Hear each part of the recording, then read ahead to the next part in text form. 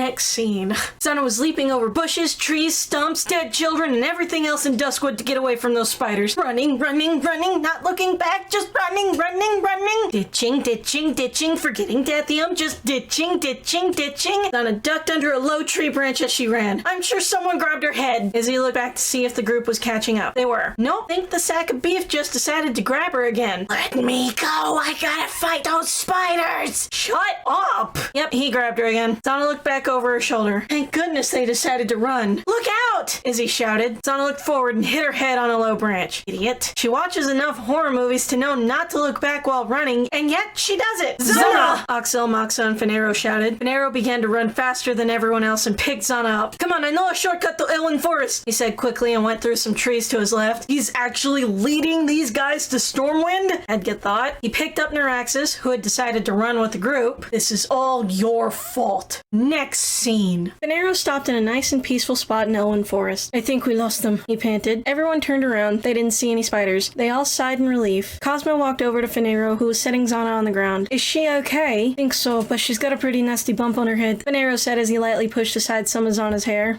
Tell me about it. That knock to the head actually made my head hurt. Izzy rubbed her head as she talked to the emptiness in Xanna's mind. Cosmo lightly bit on one of his fingers when he saw the bump. Let me see it, Gishpek said. Maybe I can heal it. He walked over to Xanna and saw the bump. Ooh, that does look like a nasty bump. But don't worry, it's an easy fix. Cosmo stopped biting his finger and sighed in relief.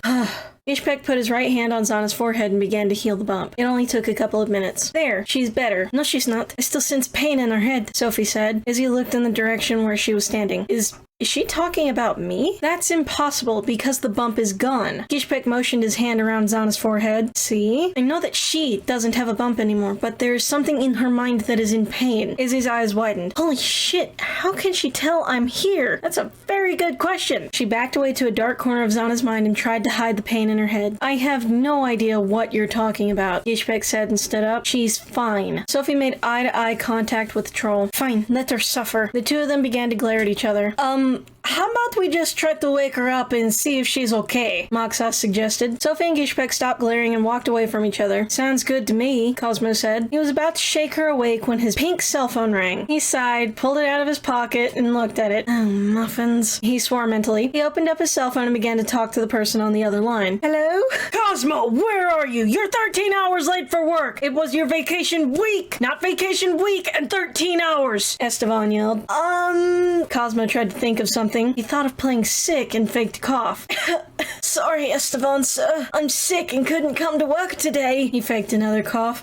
I think I might be sick all week. Sorry, sir. You better be sorry. Now who am I gonna get to clean up after the fat guys in the steam room? Cosmo smiled wickedly. What about Clarence, sir? I think he's been slacking off a bit lately. Last week when you told him to clean the hot springs, he did, but only after he used them for his hot spring party. What? There was a noise on the other end. Clarence, you're cleaning up after the fat guys for this week. Cosmo's sick, and he told me about your little stunt with the hot springs, so you'll get only half of your paycheck this week. Cosmo heard on the other end. But, sir. No buts. Now get to work. Yes, sir, Clarence said sadly. That's what he gets for taking my cookie at lunch. Although, it still was a pretty cool party. I miss the tree. Cosmo heard another noise on the phone. Sorry for putting you on hold, Cosmo. I hope you get better soon. Cosmo coughed. Me too, sir. Bye. Cosmo hung up his cell phone. Everyone else was looking at him. What? That was a semi-important call. Oxel shook his head. Let's just wake her up. I mean, I guess he's got some of his priorities in order. He values his job, his place of work. Almost feel sad for Clarence, and apparently that's the party where Cosmo lost his virginity to a tree. On it, Dethium said and poured a giant bucket of water on Xanna. She didn't move. Dethium began to think of all sorts of ways to wake Xanna up. She tried some more water, kicking her, pulling her ears, setting her on fire. She tried everything. Damn, she's a heavy sleeper, Dethium said, but she didn't give up. I'm gonna get some worms and see if that'll wake her up. Why don't you just get them from your arms and legs? Moxa whispered to Makoki. They laughed quietly until Dethium pulled a couple of daggers out and put them to their necks. I heard that.